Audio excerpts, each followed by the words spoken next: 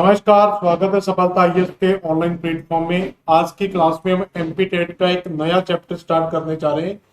इससे पहले की क्लासों में हमने यूनिट जो आपका फर्स्ट था उसमें जियोमॉर्फोलॉजी, क्लाइमेटोलॉजी और ओशनोलॉजी, इन तीनों चैप्टर्स को कंप्लीट कर लिया था। इसी का अब एक नया पार्ट है, वो है आपका पर्यावरण या पारिस्थितिकी तंत्र। तो इस पर्यावरण या पारिस्थितिकी तंत्र यानी कि जो जैव मंडल का टॉपिक है, इसमें हमें क्या क्या क्वेश्चंस पूछे जाते हैं उसके ऊपर आज की क्लास में हम चर्चा करेंगे। इसके बाद ये छोटा सा पार्ट है, 4-5 क्लास में हम कंप्लीट कर लेंगे। इसके बाद आपको फर्स्ट यूनिट पूरी कंप्लीट मिल जाएगी, सेकेंड यूनिट फिर हम स्टार्ट करेंगे। तो देखते हैं इससे किस तरीके से क्वेश्चंस आपसे पूछे जाते हैं। तो ये आपका आरपीएससी असिस्टेंट प्रोफेसर 2013 में पूछा गया क्वेश्चन है 23 में। Which of the following are the basic components of the ecosystem. तो कोई भी पारिस्थितिकी तंत्र होता है तो उस पारिस्थितिकी तंत्र का सबसे जो बेसिक कंपोनेंट्स है वो बेटा क्या होता है, जल्दी बताएंगे आंसर। तो किसी भी पारिस्थितिकी तंत्र का बेसिक कंपोनेंट्स क्या होता है? तो किसी भी पारिस्थितिकी तंत्र का बेसिक कंपोनेंट्स क्या होता है, जल्दी बताएं आंसर। मैं 1 मिनट में बैक आ रहा हूँ, थोड़ी सी सेटिंग कर लूँ इस मोबाइल की, सॉरी सिस्टम की।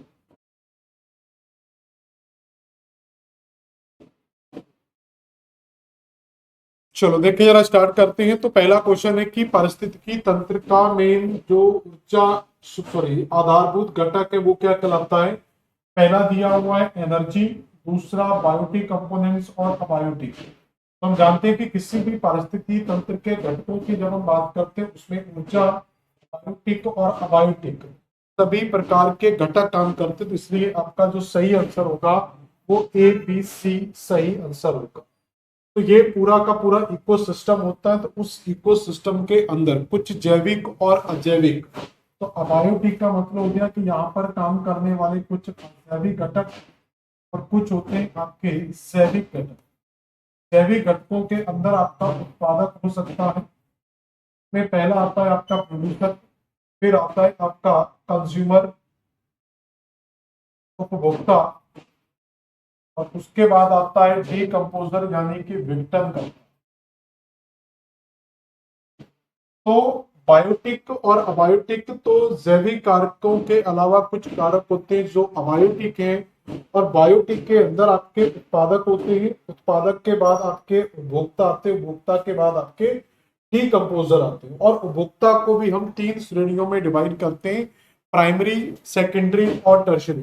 तो प्राइमरी उपभोक्ता, सेकेंडरी उपभोक्ता और तृतीय, मतलब प्राथमिक उपभोक्ता, द्वितीयक उपभोक्ता और तृतीयक उपभोक्ता। और आगे जाकर हम ये भी समझेंगे, क्योंकि एक ही क्वेश्चन के अंदर पूरी कहानी नहीं समझ लेनी है, जितना क्वेश्चन का वेटेज है उसी के हिसाब से हम इसको सॉल्व करेंगे। तो आगे जाके देखेंगे कि प्राइमरी, सेकेंडरी और टर्शरी उपभोक्ता क्या होते हैं। तो जैसे जैसे क्वेश्चंस आते जाएंगे आपको सॉल्यूशन मिलता जाएगा। Who proposed the concept of the ecological निके। तो इकोलॉजिकल निके, तो ये निके शब्द जो है, जो पारिस्थितिकी निके होता है, तो इस पारिस्थितिकी निके का जो शब्द है वो सबसे पहले किसके द्वारा प्रयोग किया गया था? कि हैकेल के द्वारा, ग्रेनल के द्वारा, पैटर्न के द्वारा या एनपीएच रिच के द्वारा। तो इसको जो यूज करने वाले पहले व्यक्ति है वो से ग्रेनल के द्वारा निके का प्रयोग किया गया था। अब क्वेश्चन आता है कि बेटा ये पारिस्थितिकी निके क्या होता है? पारिस्थितिकी निके मतलब जैसे हम लोग हैं, हम अपने परिवार के अंदर रहते हैं, तो उस परिवार के अंदर हमारी जो भी डेली की एक्टिविटीज हैं, जो भी हमारी वहां पर एक्टिविटीज है, जो भी हमारी प्रोडक्टिविटीज है, वो सारी चीजें क्या कहलाता है?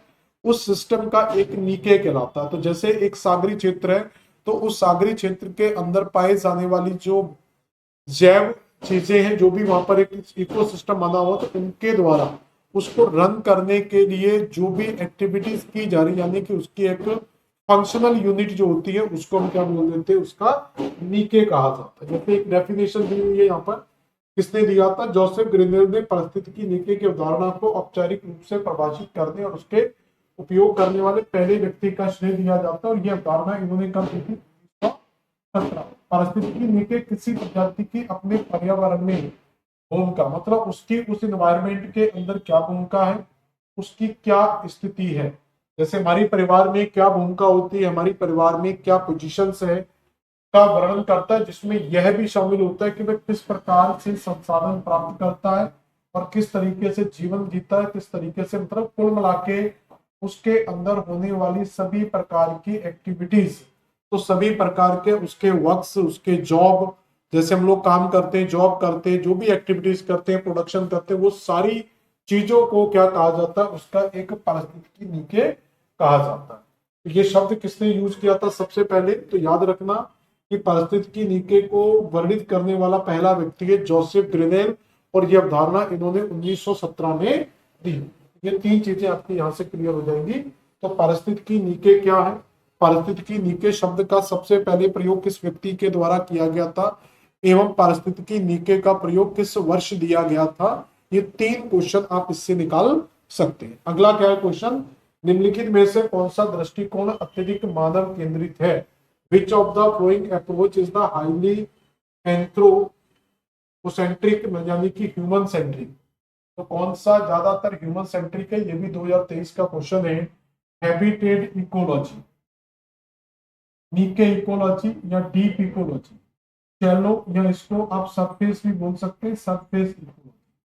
तो जो मानव केंद्रित होता है वो सतही जो इकोलॉजी, हैबिटेट नीके या डीप इकोलॉजी को छोड़कर देखा जाए कि जो सरफेस इकोलॉजी है वो किससे है, मानव से। तो मानवीय गतिविधियों से जो संबंधित है वो आपकी सतही इकोलॉजी। कैसे समझेगा, सतही पारिस्थितिकी सबसे अधिक मानव केंद्रित दृष्टिकोण या पर्यावरण संरक्षण को मुख्य रूप से मानव हितों की पूर्ति के लिए देखता है।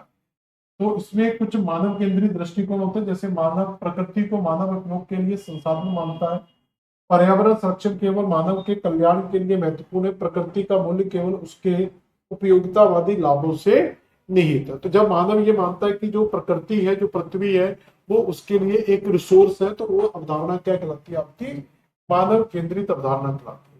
कौन सा शब्द किसी प्रजाति की आवास आवश्यकताओं की स्थिति को साथ साथ उसकी कार्यात्मक भूमिका का भी वर्णन करता है, बताएं जल्दी क्या होगा।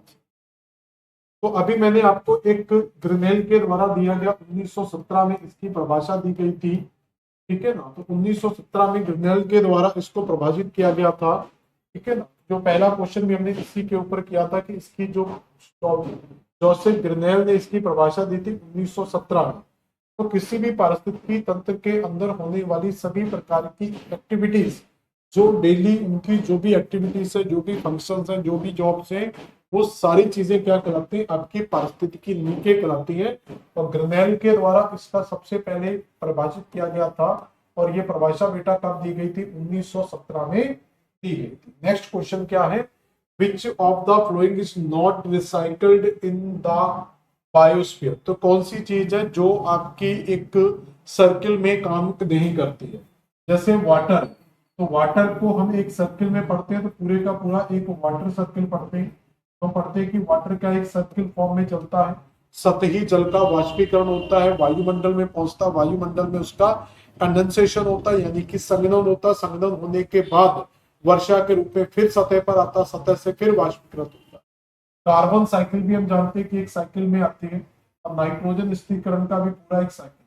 लेकिन जो एनर्जी होती है, ये एनर्जी एक साइकिल के फॉर्म में नहीं चलती, ये एक दिशीय प्रवाह होता है। एनर्जी का जो होता है वो वन डायरेक्शनल मूवमेंट होता है, क्योंकि एक बार एनर्जी का लॉस होने के बाद उसको रिसाइकिल नहीं किया जा सकता, ये एक तरीके से एक दिशीय प्रवाह में आता है। तो यहाँ पर देखेंगे तो खाद्य श्रृंखला में एक पोषण स्तर से दूसरे पोषण स्तर तक हमेशा ऊर्जा का जो स्थानांतरण होता है वो एक दिशीय होता है। प्रत्येक पोषण स्तर के समय ऊर्जा की क्या होती है, हानि होती है। लिंडमैन के 10% का नियम, तो लिंडमैन का जो 10% का नियम वो कहता है कि जो आगे वाला जो भी व्यक्ति यूज करेगा उस ऊर्जा को, जो भी प्रोड्यूसर यूज करेगा या जो भी कंज्यूमर यूज करेगा, वो केवल 10% ऊर्जा ही प्राप्त करता है। तो ये ऊर्जा का पहली चीज तो क्या होता है, एक दिशी प्रवाह होता है।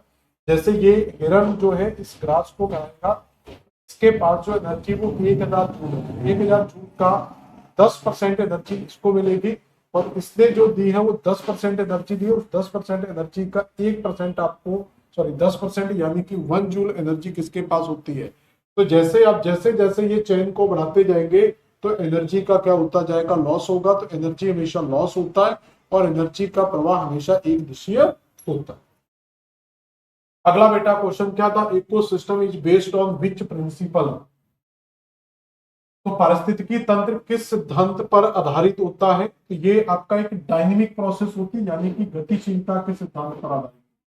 तो पारिस्थितिकी तंत्र कभी भी स्टैटिक यानी कि सॉरी स्थिर स्थिर नहीं होता, ये हमेशा कैसा होता है, एक डायनेमिक फ्लो में चलता है, यानी कि इसमें एक रिसाइकलिंग प्रोसेस और एक दिशी प्रवाह, चाहे किसी भी प्रकार का फ्लो, वो हमेशा चलता रहता है।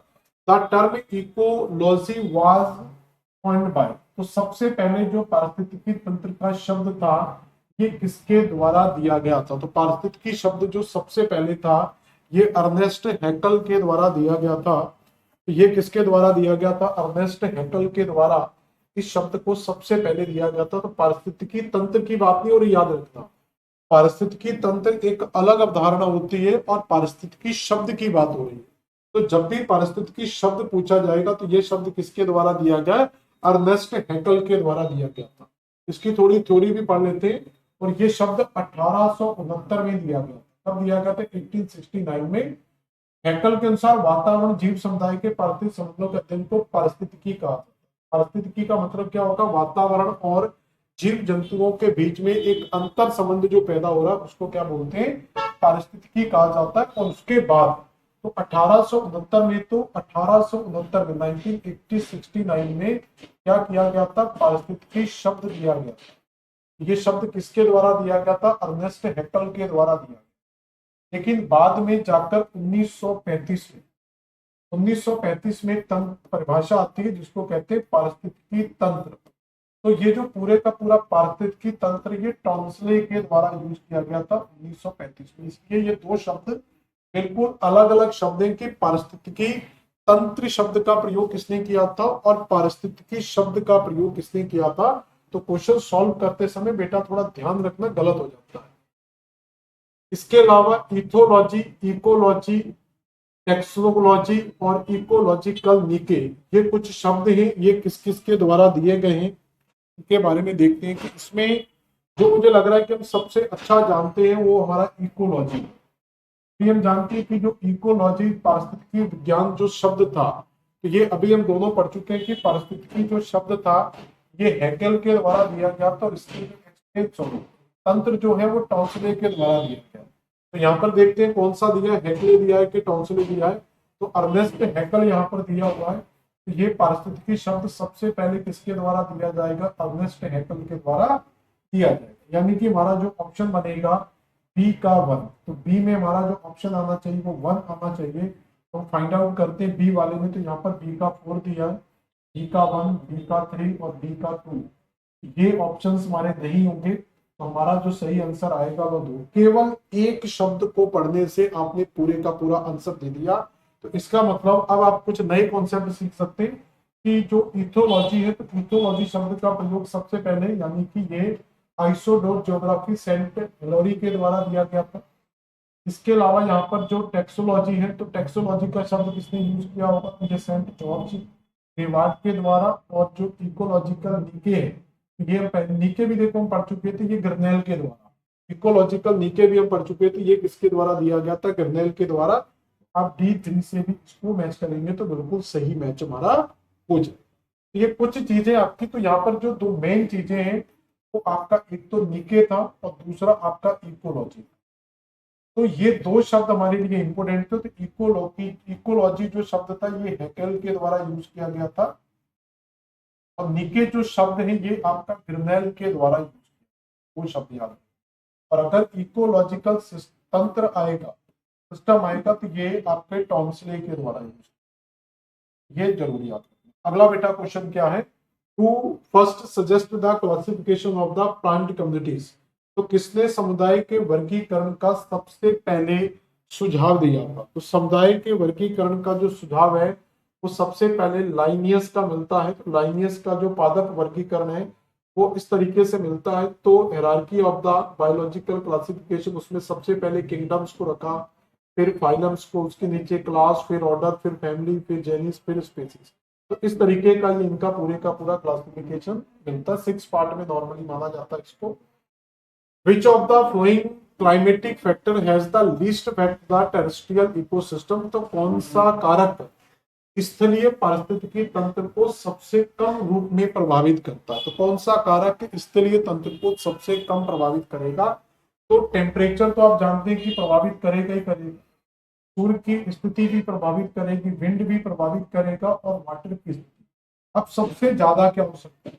तो जानते हैं कि जल की उपस्थिति, तो ये सबसे इंपोर्टेंट है, ये तो प्रभावित करेगा ही करेगा। दूसरा, पारिस्थितिकी तंत्र को सनलाइट की भी जरूरत होती है, ये दोनों तो बहुत जरूरी है। अब टेम्परेचर ज्यादा जरूरी है या टेम्परेचर ज्यादा प्रभावित करेगा या विंड? तो टेम्परेचर हम जानते हैं कि उष्ण कटिबंध, शीतोष्ण कटिबंध, पोलर कटिबंध में अलग अलग तरीके की पारिस्थितिकी पाई जाती है, तो ये भी एक पॉजिटिव फैक्टर होगा, ये ज्यादा इंपैक्ट नहीं करेगा। तो हम इसमें से रिमूव जो करेंगे वो विंड को करेंगे। विंड की जो जो परागण वगैरह होता है उसके लिए विंड की जरूरत पड़ती है ज्यादा, मतलब डायरेक्टली कोई इंपैक्ट नहीं इसका, इनडायरेक्टली इंपैक्ट पड़ सकता है, लेकिन ए को रिमूव करना है तो आप सी को रिमूव कर सकते हैं। ठीक है, ये सारा डिस्क्रिप्शन है, आप पढ़ लेना इसका। निम्नलिखित में से कौन सी संख्या आर वॉलेस द्वारा पारिस्थितिकी विश्व के प्रमुख जंतु भौगोलिक प्रदेशों को दर्शाती है? तो यहाँ पर जो है ये 6 पार्ट में इन्होंने पूरे का पूरा डिवाइडेशन दिया था, तो ये जो आंसर आएगा वो आपका 6 आएगा। तो ये किस तरीके से पूरे का पूरा जो है इनका वेलेस का जो अल्फ्रेड रसेल वेलेस हैं, विश्व के प्रमुख 6 जंतु भौगोलिक क्षेत्रों में का प्रस्ताव रखा था, और उन्होंने 1876 में अपनी पुस्तक, ये पुस्तक भी याद रखना, जहाँ जोग्राफिकल डिस्ट्रीब्यूशन ऑफ एनिमल, ये क्वेश्चन इससे भी पूछा जा सकता है, the geographical distribution of animals book किसके द्वारा लिखी गई है?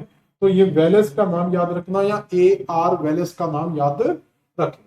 तो इन्होंने पूरे वर्ल्ड के जंतुओं को 6 कैटेगरी में डिवाइड किया। जैसे पहला जो आता है वो न्यूरोटिक माना जाता है, दूसरे को, ठीक है, नी आर्टिक कहा जाता है, दूसरे को नियोट्रॉपिकल कहा जाता है।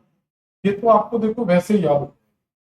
तो साउथ में अफ्रीका महाद्वीप में एक देश है इथोपिया, एक बार आपको तो इथोपिया से याद हो जाएगा, ये इथोपियन, ये तो रटना ही पड़ेगा, और यहाँ पर ऑस्ट्रेलियन भी आपको रटना नहीं पड़ेगा, ये दो तो आपको याद हो जाएंगे। ओरिएंटल आपको इंडिया, मतलब एशिया के निचले वाले भाग में, और पैलियो आर्टिक आपका जो है ये आपको एशिया और रशिया के ऊपर वाले पार्ट में मिलेगा। तो इस तरीके से इन्होंने पूरे सिस्टम को 6 पार्ट में डिवाइड किया। तो पूरे यूरेशिया के अंदर जो मिलता है वो पैलियो आर्कटिक मिलता है, क्लियर।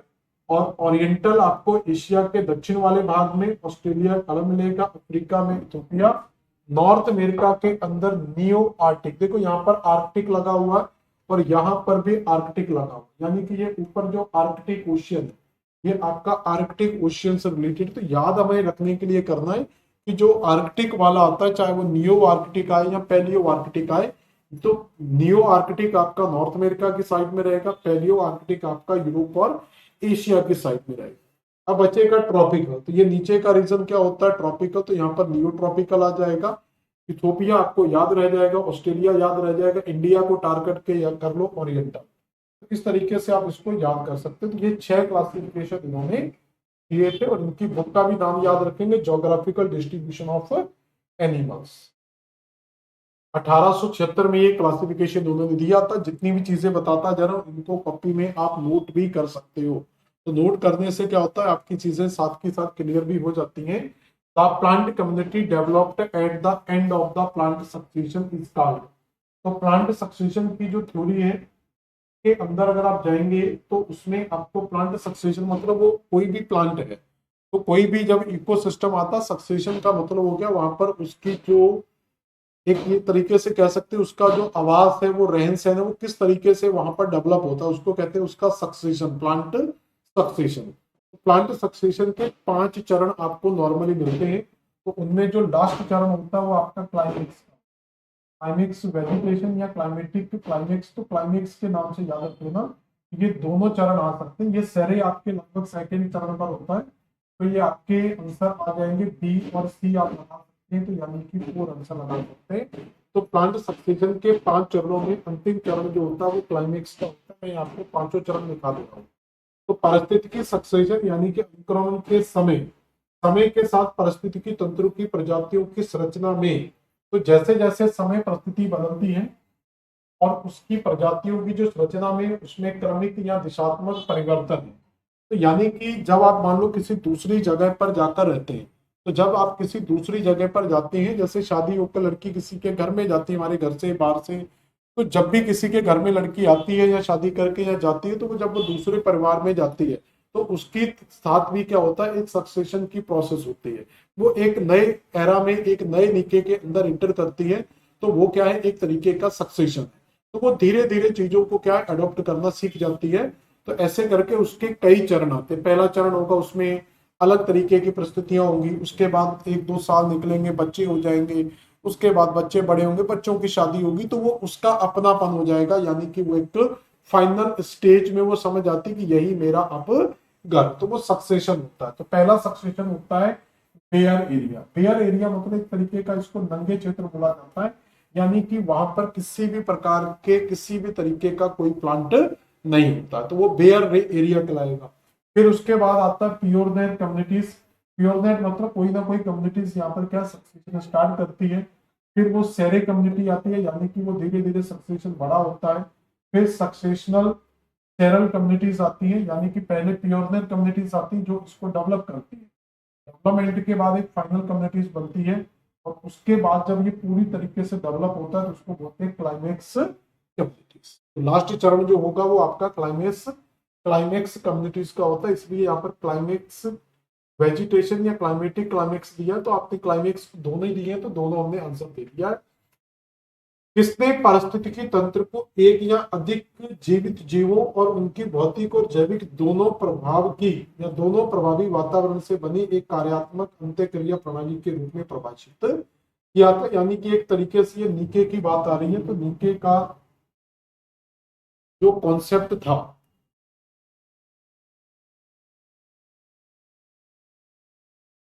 ठीक है ना, तो ये जो नाम आता है ये फॉर्सबर्ग का आएगा इनका, ये नीचे से संबंधित नहीं उसी तरीके का, तो ये FR फॉर्सबर्ग नाम याद रखना।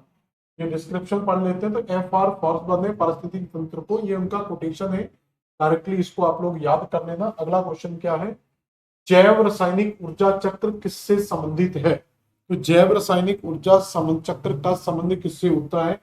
जैव रासायनिक उर्वरक का मृदा में मिश्रण, mixing of fertilisers in soil, reaction of the solar radiation with the chemical elements, energy cycle of the entire biosphere, formation of the energy cycle by the organism and the chemical element। इसमें एक answer होगा, वो क्या होगा आपका, तो इसमें आता है कि समस्त जैव जगत का एक एनर्जी साइकिल, ये आपका जैव रासायनिक ऊर्जा में होता है, energy cycle of the entire biosphere. तो ये आपका बिल्कुल सही आंसर, ठीक है ना। ये पूरे का पूरा एक जैव रासायनिक चक्र होता है, जिसमें क्या होता है कि पूरे का पूरा ऊर्जा का व्यय एक साइकिल फॉर्म में फ्लो चलता है। अगला क्वेश्चन का, विच of the following is not a modifier in ecosystem. तो कौन है जो इकोसिस्टम को मॉडिफाई करने में भूमिका नहीं निभाता। तो पहला देखेंगे वेजिटेशन पैटर्न। वेजिटेशन कहीं ना कहीं क्या है, प्लांट आते हैं जाते हैं बिगड़ते हैं, नए प्लांट लगते हैं, तो ये कहीं ना कहीं एक इकोसिस्टम को डेवलप करने में भूमिका निभाता है। पॉपुलेशन, जनसंख्या या जीवों की हो या ह्यूमन जनसंख्या या प्लांट ग्रोथ हो, हर तरीके से क्या होता है, इकोसिस्टम पर बढ़ावा होता है, और जितनी भी प्रकार की प्रजातियां होगी वो। लेकिन माइनिंग क्या है, एक तरीके से आपका लॉस वाला फैक्टर होता है, ये पॉजिटिव फैक्टर होते हैं, ये आपका एक नेगेटिव फैक्टर होता है। तो खनन गतिविधियां यहाँ पर नहीं है, तो खनन में कभी भी इकोसिस्टम डेवलप नहीं होगा, यानी कि उल्टा लॉस हो, ठीक है। तो जो संशोधनकर्ता होते हैं वो आपके क्रॉप पैटर्न, पॉपुलेशन और स्पीसीज डाइवर्सिटी, ये सब क्या आते हैं। तो खनन जो है ये शोधकर्ता क्यों नहीं, खनन एक विनाशात्मक गतिविधि है। यहाँ पर क्या होता है, हमेशा हैबिटेट का नुकसान होता है। Which of following is not a biochemical cycle, कौन सी भू रासायनिक चक्र नहीं है। तो कार्बन को भी हम एक भू रासायनिक चक्र पढ़ते हैं, नाइट्रोजन का भी एक रासायनिक चक्र है। लेकिन अगर हम देखेंगे कि साइकिल, इरोजन एक साइकिल हो सकती है, लेकिन हमारे बायोलॉजिकल फैक्टर में अगर हम जाएंगे तो भू रासायनिक चक्र के अंदर आपका इरोजन साइकिल, इरोजन भी एक नेगेटिव फैक्टर में आता है। तो इरोजन भी क्या है, एक अपरदनात्मक घटनात्मक है। तो यहाँ पर कार्बन साइकिल भी आएगा, ऑक्सीजन साइकिल भी आ जाएगा, नाइट्रोजन साइकिल, तो सारे साइकिल आते हैं, लेकिन इरोजन साइकिल नहीं आएगा।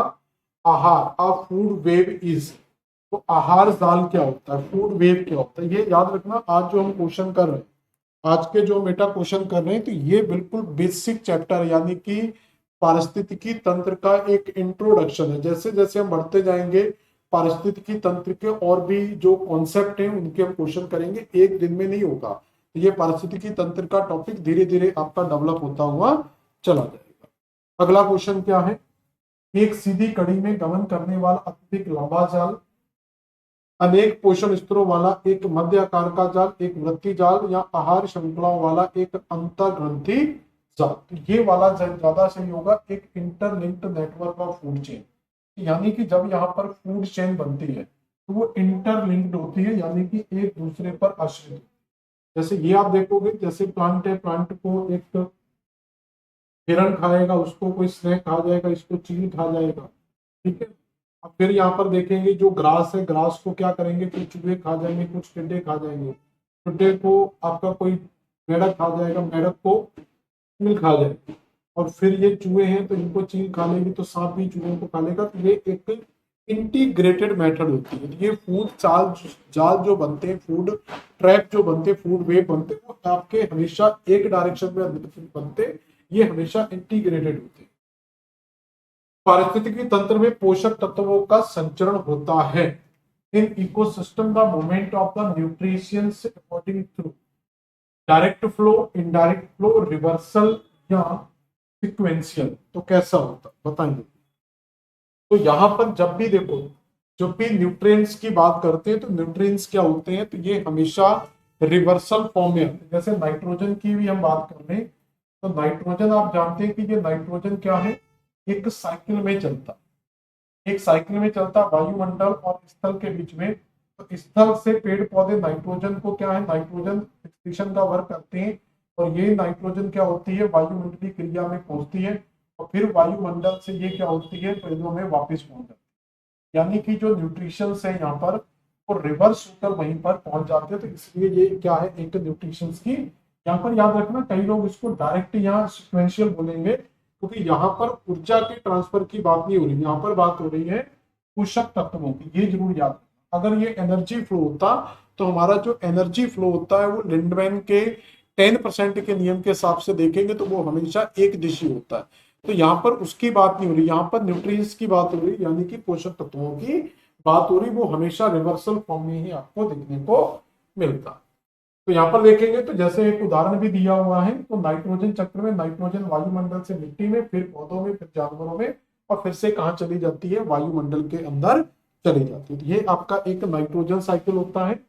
तो पारिस्थितिकी तंत्र में पोषक तत्वों का प्रभाव हमेशा कैसा होगा, रिवर्सल होगा। तो यहाँ पर रिवर्सल लिख लेना। इसका अर्थ है कि पोषक तत्व जैसे नाइट्रोजन, फास्फोरस, कार्बन पारिस्थितिक तंत्र में विभिन्न जैविक अजैविक घटनाओं के बीच चक्रीय रूप में क्या होते हैं, संचरित होते रहते हैं। अगला क्वेश्चन है कि ये कुछ ग्रासलैंड दिए हुए हैं, इन ग्रासलैंड को आपको मैच करना है कि ये भी हमारे पारिस्थितिकी तंत्र का एक पार्ट है। तो यहाँ पर अगर हम ग्रासलैंड्स की बात करेंगे, जैसे आप देखोगे प्रेरीज के बारे में आपने सुना होगा, तो प्रेरीज जो ग्रासलैंड है ये आपका मिसिसिपी जो नदी है उसी नदी से जुड़ा हुआ है, मिसिसिपी नदी। मिसिसिपी नदी की बात करेंगे तो मिसिसिपी नदी आपको नॉर्थ अमेरिका के अंदर मिलेगी। तो नॉर्थ अमेरिका के मिसिसिपी से संबंधित है आपका कौन सा, प्रेरीज का मैदान, यानी का वन होगा। यहाँ पर पहले पर ही हमें बी का वन मिल चुका है, तो आंसर हमारा ए हो जाएगा।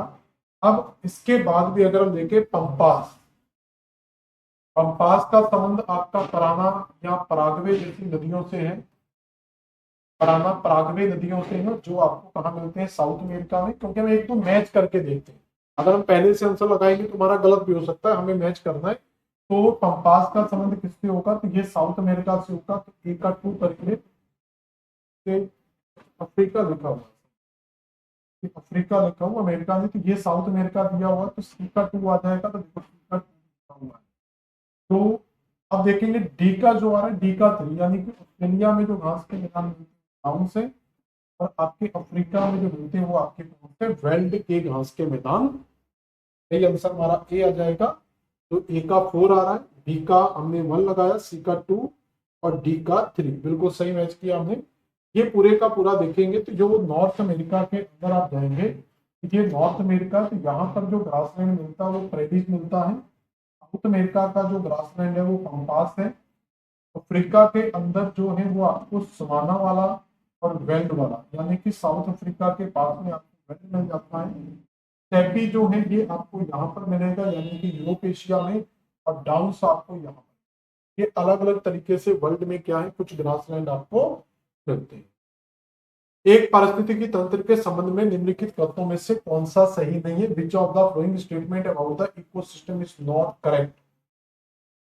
तो यहां से आपका पहला क्वेश्चन क्लियर हो जाएगा कि जो पारिस्थितिकी तंत्र होता है ये कभी भी क्लोज्ड नहीं होता। पारिस्थितिकी तंत्र क्या होता है, कभी भी क्लोज्ड सिस्टम नहीं होता। तो ये स्टेटमेंट आपका क्या यहाँ पर बिल्कुल गलत होगा।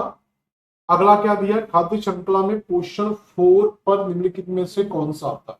तो जब पोषण में डिवाइड करते हैं तो हम 4 स्तरों में की जगह हम इसको 5 स्तरों में डिवाइड करते हैं। ये 5 स्तर जो डिवाइड होते हैं, पहला स्तर जो होता है वो उत्पादक का होता है। पहला स्तर आपका उत्पादक होता है, फिर प्राइमरी, फिर सेकेंडरी, फिर टर्शरी कर आते हैं। टर्शरी में भी 2 आते हैं। और जो सबसे बड़े जीव होते हैं, बड़े जीव होते हैं यानी कि जो मांसाहारी वाले होते हैं, तो मांसाहारी जो होते हैं वो आपके कौन से पार्ट में आते हैं, 5 वाले पार्ट में आते हैं। तो 4 स्तर पूछा गया, तो 4 स्तर में कौन सा आ जाएगा आपका, तृतीयक उपभोक्ता। 4th स्तर में क्या आ जाएगा आपका, तृतीयक उपभोक्ता यहाँ पर सही आंसर आ जाएगा। तो तृतीयक उपभोक्ता हम आंसर लगा सकते हैं। तो यहाँ पर देखें मैंने ये बना दिया आपके लिए। तो प्रथम स्तर होता है, इसके अंदर उत्पादक होते हैं, सेकंड में प्राइमरी, थर्ड में द्वितीयक, फोर्थ में तृतीयक, और चौथे 5वें नंबर पर आते हैं वो चतुर्थक उपभोक्ता आता है, यानी कि वो बड़े जो शेर, मगरमच्छ, मानव या मांसाहारी है वो इसके अंतर्गत आते हैं। अगला है नाइट्रोसोमोनास बैक्टीरिया किस परिवर्तन को प्रोत्साहित करता है? तो ये जो बैक्टीरिया ये अमोनिया को नाइट्रस में कन्वर्ट करने का प्रयास करता है। तो अमोनिया को नाइट्रस करने में इसकी महत्वपूर्ण भूमिका होती है। अगला फिर क्वेश्चन दिया हुआ है, the correct sequence of the tropical level in the natural food chain. तो नेचुरल फूड चेन के अंदर हम पढ़ते हैं, अभी मैंने आपको बताया कि इसको 5 फेज में डिवाइड करते हैं। जब हम 5 फेज में इसको डिवाइड करते हैं तो पहले पर जो आते हैं वो आपके उत्पादक आते हैं, प्रोड्यूसर आते हैं। उत्पादक के बाद फिर आपके प्राइमरी कंज्यूमर आएंगे, फिर टर्शरी कंज्यूमर, फिर आपके जो 4th नंबर पर आते हैं वो मांसाहारी वाले आते हैं, चतुर्थ कंज्यूमर मांसाहारी। तो यहाँ पर जो सीक्वेंस देखेंगे तो पहला दिया डीकंपोजर बाद में। तो डीकंपोजर होते हैं ये किसी भी पार्टी को पहले 3 भागों में हम डिवाइड करते हैं। पहले 3 भागों में आता है, पहला उत्पादक आता है, उत्पादक के बाद उपभोक्ता आता है, और उपभोक्ता के बाद जो आता है वो अपघटक आते हैं जो डीकंपोजर हो। ये डीकंपोजर सबसे बाद में आता है। और डीकंपोजर हमारी पारिस्थितिकी के अंदर बहुत ही महत्वपूर्ण भूमिका निभाते हैं। ये इस तरीके के सर्वेंट है जो डेली बिना पैसे के कंटिन्यू आपके लाइफ टाइम काम करते, कोई सैलरी नहीं लेते, कुछ नहीं लेते, हमारे एनवायरनमेंट की सफाई करने में लगे हुए। और अगर ये एक दिन भी छुट्टी पर चले गए या कुछ दिनों की छुट्टी पर चले गए तो इस एनवायरनमेंट के अंदर हमारा जीना दूभर हो जाएगा, इतनी ज्यादा बदबू फैल जाएगी अगर ये डीकंपोज्ड नहीं। तो डीकंपोजर सबसे लास्ट में आते हैं, लेकिन इनकी भूमिका बहुत बड़ी होती है। डेली आप देखेंगे ना जाने कितनी ह्यूमन बॉडीज, तो ह्यूमन बॉडी को तो फिर भी हम चलो जला देते हैं, दफना देते हैं, जीव जंतु ना जाने कितने जीव जंतु क्या होते हैं रोज मरते हैं। ये सारे कहाँ चले जाते हैं, सबका डीकंपोजिशन हो जाता है। ये सबसे लास्ट में आता है। शाकाहारी थोड़ा बाद में आएगा। तो पहले आपके स्वपोषी है, पहले क्या आ जाएंगे, ऑटोट्रॉप्स आएंगे, यानी कि स्वपोषी यानी कि उत्पादक आएंगे जो खुद से अपना खाना बनाकर खाते हैं। उसके अलावा फिर आपके शाकाहारी आ सकते हैं। उसके बाद क्या रख सकते हो, शाकाहारी। तो स्वपोषियों को शाकाहारी खाते हैं, शाकाहारी को फिर मांसाहारी, फिर सर्वाहारी, फिर डीकंपोजर आप लगा सकते हो। क्या जो सही आंसर है वो आप क्या लगा सकते हो, बी बॉम्बे इसका सही आंसर लगा सकते हो। तो सही आंसर बेटा क्या हो जाएगा इसका, बी बॉम्बे बिल्कुल सही आंसर हो जाएगा। क्लियर? इनकी सारी मैंने डेफिनेशंस आपको लिख दी है, यहाँ पर आप इनको पढ़ लेना। स्वपोषी क्या होते हैं, शाकाहारी क्या होते हैं, मांसाहारी क्या होते हैं, सर्वाहारी क्या होते हैं, और डीकंपोजर क्या होते हैं। वैसे इनके बारे में नॉर्मली आप जानते ही हो, फिर भी मैंने सभी को लिख दिया, आप एक बार पढ़ लेना। अगला दिया है, ये वही क्वेश्चन है जो अभी हमने जो वेवेल का 6 टाइप से हमने डिवाइड किया था, मैंने आपको इसका एक क्वेश्चन बताया था, याद होगा, यहाँ पर एक बार रिवीजन करा रहा हूँ आपको। मैंने एक कॉन्सेप्ट आपको कराया था इस क्वेश्चन का, उससे आपको ये हेल्प करेगा। देखो ये, तो जो वेलेस का मैंने बोला था कि जो अल्फ्रेड ए आर वेलेस ने जो 6 पार्टों में डिवाइड किया। अब क्या होता है कि इस तरीके के क्वेश्चन से अगर आपको मैपिंग आती है, बार बार वही चीज है कि अगर आपकी मैपिंग अच्छी है तो आपसे कोई भी देश पूछेगा कि ये देश किस प्रकार के सिस्टम में आएगा, तो आप इसका आंसर दे सकते हैं। तो इसमें वेलेस का जो वर्गीकरण है 1876, तो 1876 में ये कॉन्सेप्ट दिया गया था वेलेस का। देखते हैं इसका आंसर क्या आता है। यहाँ तक हमने कर लिया है, ये भी हो गया है, ये भी हो गया, ये हो गया। तो जो ये कॉन्सेप्ट है ये किसका है, तो ये वेलेस का दिया गया, ए आर वेलेस का दिया है 6 पार्ट में डिवाइड। अब देखोगे इसमें कौन सा चीजें कहाँ पर, तो ओरिएंटल वाला मैंने बताया था कि ये आपका ज्यादातर साउथ एशिया में आएगा, इंडिया वाले बेल्ट के आसपास आएगा। तो साउथ एशिया में जो देश मिलेगा वो आपको इंडोनेशिया का सुमात्रा द्वीप। नियो आर्कटिक, देखो आर्कटिक लगा हुआ तो ये कहीं ना कहीं पोलर की बात हो रही है, और यहाँ पर भी पैलियो आर्कटिक है, ये यूरोप और एशिया वाले यानी कि नॉर्थ वाले बेल्ट में मिलता है एशिया के, और नियो आर्कटिक आपको नॉर्थ अमेरिका में मिलता है, और नियो ट्रॉपिकल आपको साउथ अमेरिका में। और अफ्रीका का तो अलग से ही था, इथोपियन, और ऑस्ट्रेलिया का अलग से ऑस्ट्रेलिया था, इसलिए इन्होंने यहाँ से पूछे। तो ये 4 जो कंफ्यूजन वाले थे वो दिए। तो आपको याद होना चाहिए कि जो यूएसए है ये नॉर्थ अमेरिका में है, यहाँ पर यूएसए का नॉर्थ अमेरिका लगा, ठीक है, ठीक है, ये लगा सकते हैं नियो आर्कटिक। और जो नीदरलैंड है, नीदरलैंड है, ये नीदरलैंड आपको यूरोप का ही पार्ट है, यानी कि नॉर्थ अमेरिका के आसपास मिलता है। तो आप इसका जो आंसर है जो पेरिटेक में यहाँ पर आंसर लगा सकते हैं। अब आपका बच्चा कौन सा, बेरेटिक, बेरेटिक आपका ब्राजील में आएगा। इसकी जो कोडिंग होगी, तो कोडिंग जो आपकी सही आएगी वो कोडिंग क्या आएगी, तो एशिया वाले का जो पार्ट आ रहा था वो सेकंड आ रहा था, तो सेकंड से हमारा ऑप्शन स्टार्ट होगा। यहाँ पर बेटा आपके 2 सेकंड दिए हुए, तो यहीं से आंसर आपका आ गया। अब नियो आर्कटिक में हम कहाँ पर जा रहे हैं, 4th पर जा रहे हैं, तो नियो आर्कटिक में 4th पर जा रहे हैं। तो यहाँ पर आपका 4th ऑप्शन यहाँ पर दिया हुआ है, तो आप बी का 4 यहाँ पर लगा सकते हैं। और उसके बाद देखोगे सी में जा रहेंगे, तो सी का कौन सा जा रहा, तो ये वाला। तो नियो ट्रॉपिकल में आप ब्राजील जा सकते हो, सी में आप 1 जा सकते हैं, तो सी का 1 भी आपका मैच कर दिया, और डी का 3 तो आप मैच कर ही जाएगा। तो हमारा सही आंसर क्या हो जाएगा, 3। क्लियर हो गया, तो 3 आंसर आपका। तो ये अगर आपको ये पता है कि कौन सा पार्ट कौन सी कंट्री किसके पास आती, तो आप इजिली इनके आंसर लगा सकते हैं।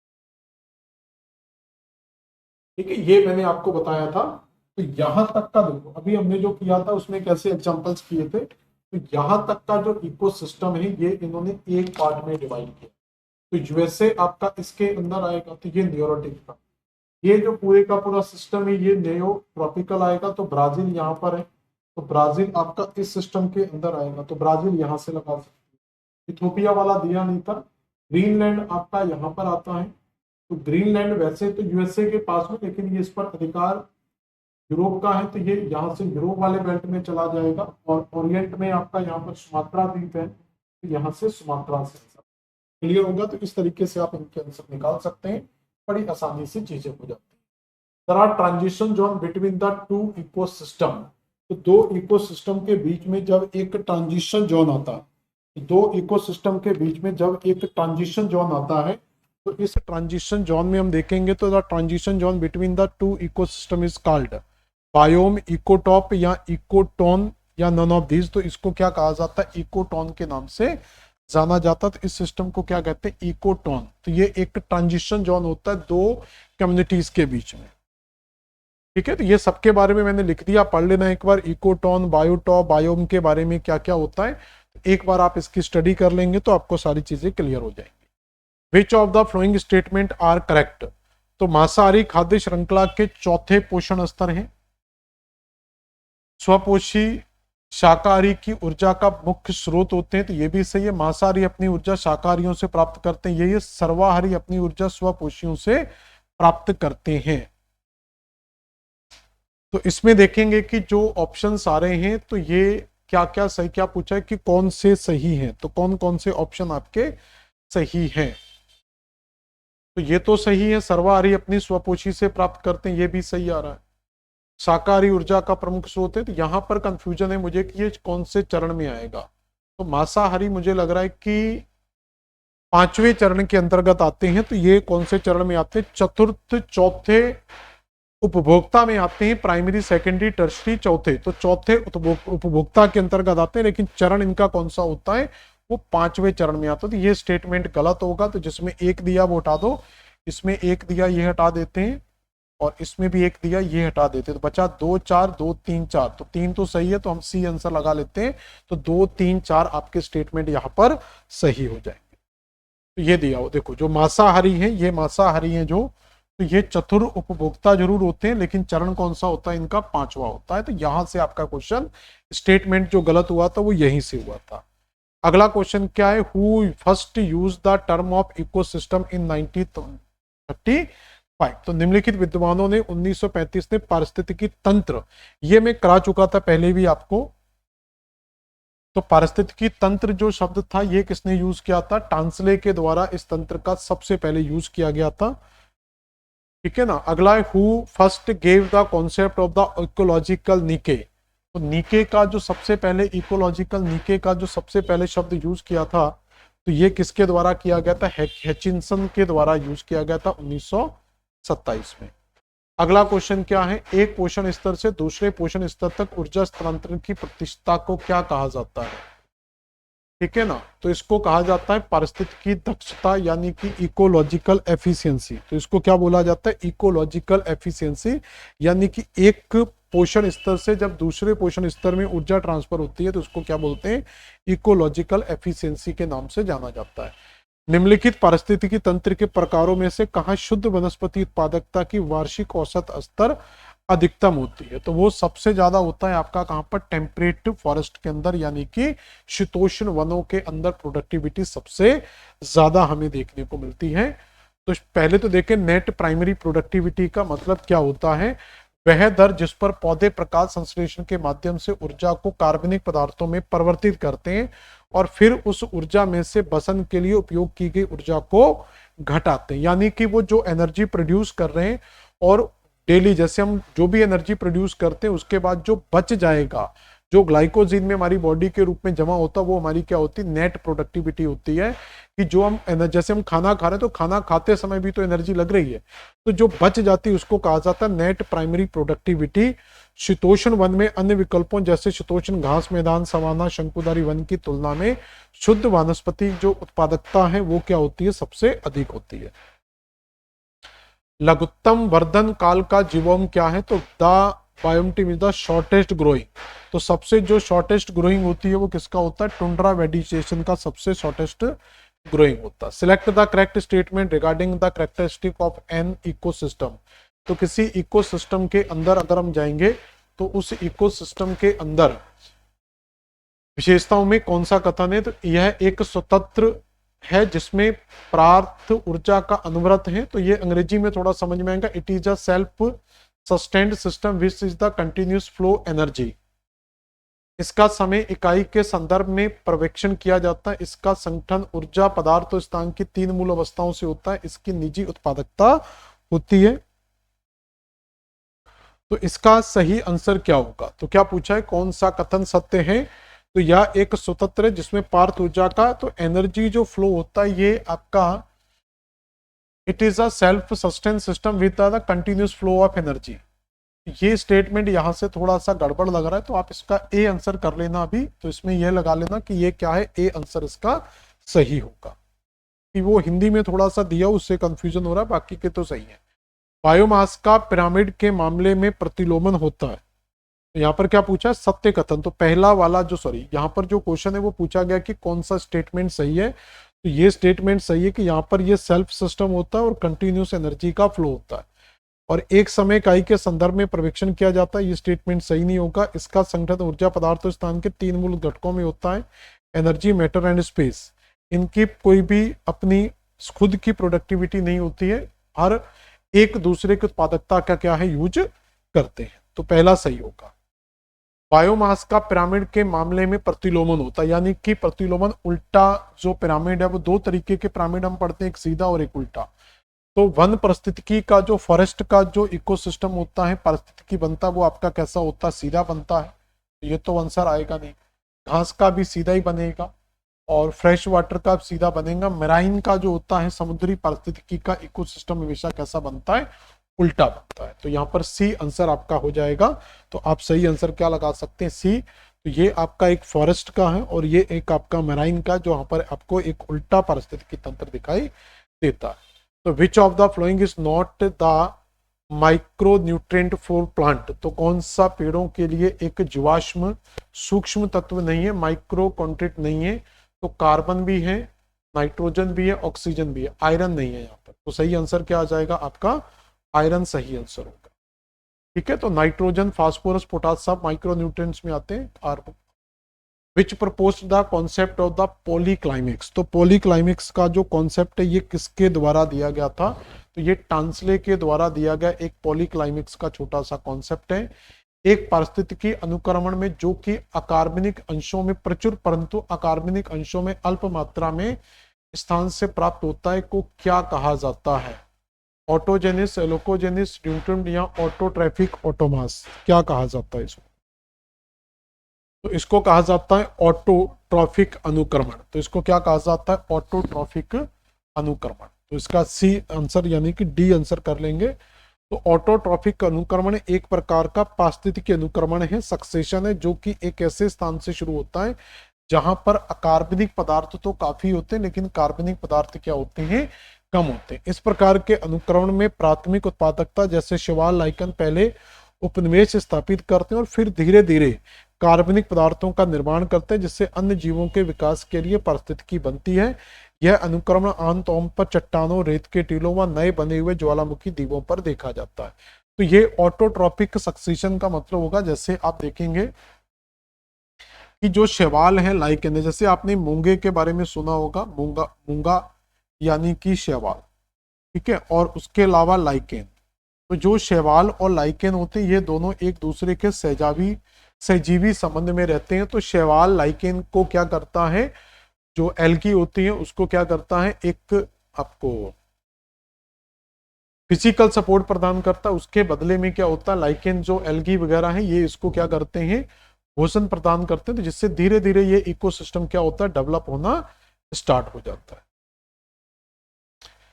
The study of the ecocline showing the transition conditions across the boundaries of a ecosystem is known as। पारिस्थितिकी तंत्र की सीमा के आर पार परिवर्तनशील दिशाओं को प्रदर्शित करने वाले इकोसिस्टम अध्ययन को किस रूप में जाना जाता है, ब्लैक बॉक्स मॉडल, चरम वनस्पति प्रवचन या प्राकृतिक विश्लेषण। तो इसको क्या बोला जाता है, इसको प्रवणता विश्लेषण के नाम से जाना जाता है, यानी कि इसको ग्रेडियंट एनालिसिस के नाम से जाना जाता है। तो 3 आंसर आपका सही होगा।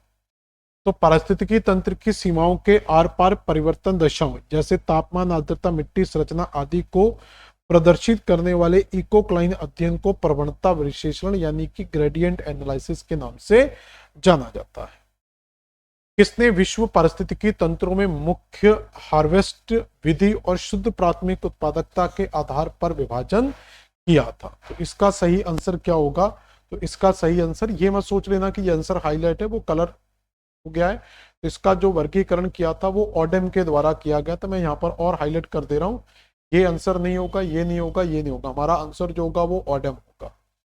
अगला क्वेश्चन क्या है, कुछ जैव भू रासायनिक चक्र, ऊर्जा का प्रवाह, जैव भार और खाद्य श्रृंखला। तो ये कुछ क्वेश्चन हैं, तो आज हम यहीं पर रखेंगे।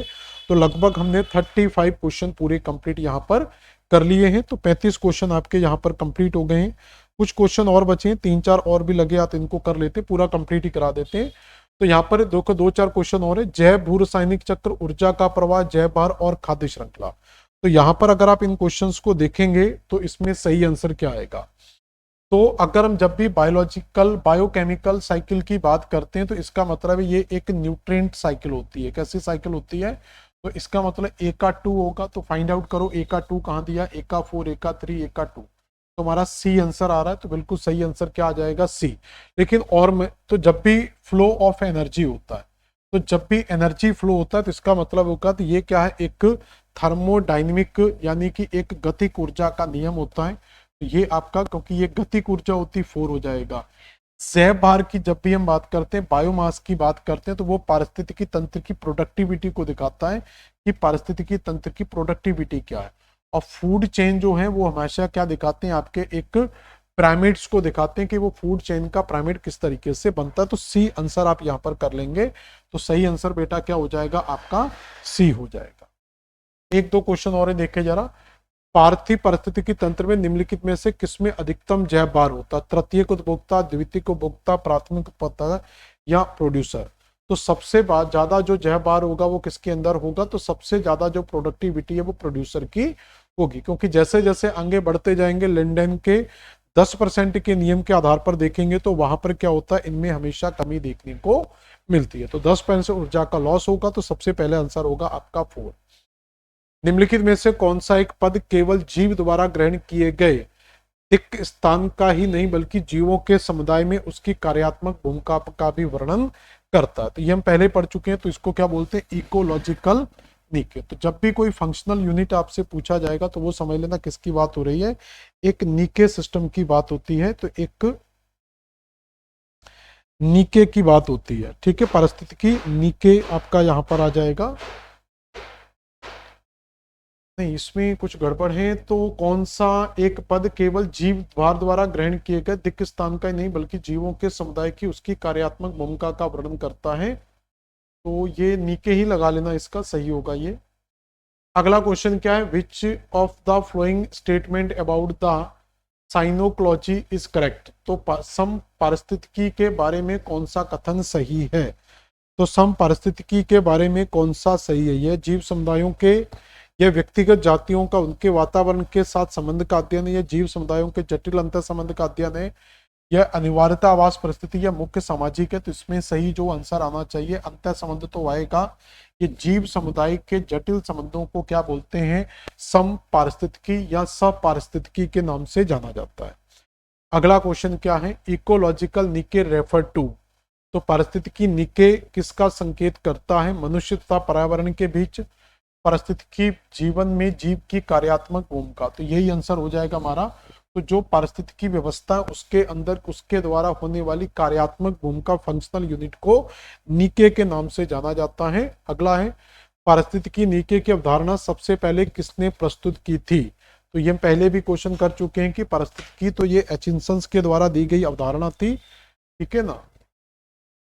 पारिस्थितिकी नीके की अवधारणा सबसे पहले जोसेफ ग्रिनेल का आंसर आता है इसमें, जोसेफ ग्रिनेल आएगा। तो इसमें एक एचिंसंस का नाम भी हमने किया था, वो देख लेना। एक क्वेश्चन में हमने एचिंसंस भी लगाया था, शायद क्वेश्चन पूछने का वो तरीका अलग रहा हो, तो इसमें ग्रिनेल का नाम याद रख लेना। प्रकाश मंडल, मोजेंडर न्यूनतम, एबीसी और प्राग कण। ये एबीसी शायद कुछ रॉन्ग हुआ है यहाँ पर, लेकिन प्राग कण की बात करेंगे तो प्राग कणों का काम क्या होता है, प्राग कणों में बीजाणुओं का अध्ययन। तो ये तो आपका सही मैच कर जाएगा। जो प्रकाश मंडल होता है ये आपका सोलर प्रोमिनेंस होता है। मियांडर मिनिमम जो होता है ये सोलर कलंक से जुड़ा होता है। और जो बचा आपका एबीसी, ये प्रदूषकों की सतह पर बनने वाला कारक हो सकता है। तो जो हमारा सही आंसर बनेगा इस हिसाब से, तो वो आपका क्या बनना चाहिए, तो ए का 2। तो ए का 2 आपका सब जगह ही दिया हुआ है, इससे तो बनेगा नहीं। तो ए का 2 आ रहा था, बी का 1 आएगा। तो बी के 1 में जाएंगे तो यहाँ पर बी का 1 दिया हुआ है, यहाँ पर भी बी का 1 दिया हुआ, तो ये दो तो एलिमिनेट हो जाएंगे, बचेंगे A1 और B1। बाकी हम देख ही चुके हैं। तो ये वो पराग कण आ रहा है, उसका 3 आ रहा है, यानी कि डी का 3 यहाँ दिया हुआ है, तो आप बी आंसर लगा लेना। तो 2 आंसर हमारा क्या होगा, बिल्कुल सही हो जाएगा। तो ये थे आपकी क्लास के आज के क्वेश्चन। तो ये एक बार आप देख लेना, मैंने बीच में एक ये पारिस्थितिकी नीके का क्वेश्चन कराया था, उसमें पहला क्वेश्चन भी हमने ग्रिनेल पर ही किया था। तो पारिस्थितिकी नीके का जो पहला क्वेश्चन हमने देखा था उसमें भी ग्रिनेल की बात की थी। तो ये आप लोग देख लेना एक बार, किसमें ये सही, कोई गड़बड़ तो नहीं हुआ इसमें, ठीक है ना। तो पारिस्थितिकी कर्मकता इकोलॉजिकल नीके की जो संकल्पना है वो किसके द्वारा दी गई है, ग्रिनेल के द्वारा दी गई है, ठीक है। और उसमें मैंने एक एचिंसन शब्द लगाया था, पता नहीं किस क्वेश्चन में लगाया है, लेकिन आप उसको एक बार देख लीजिएगा। तो जो भी होगा तो उसको देखेंगे नेक्स्ट क्लास में। तो ये था आज की क्लास का आपका कॉन्सेप्ट पूरे का पूरा, जिसमें आज हमने सारे क्वेश्चंस को यहाँ पर कंप्लीट कर लिया। तो ये आपके इकोलॉजी की पहली क्लास थी जिसके अंदर हमने इसको कंप्लीट किया है। तो अगली क्लास के अंदर हम इसका नया पार्ट कंप्लीट करेंगे। तो मिलते हैं नेक्स्ट क्लास में। धन्यवाद।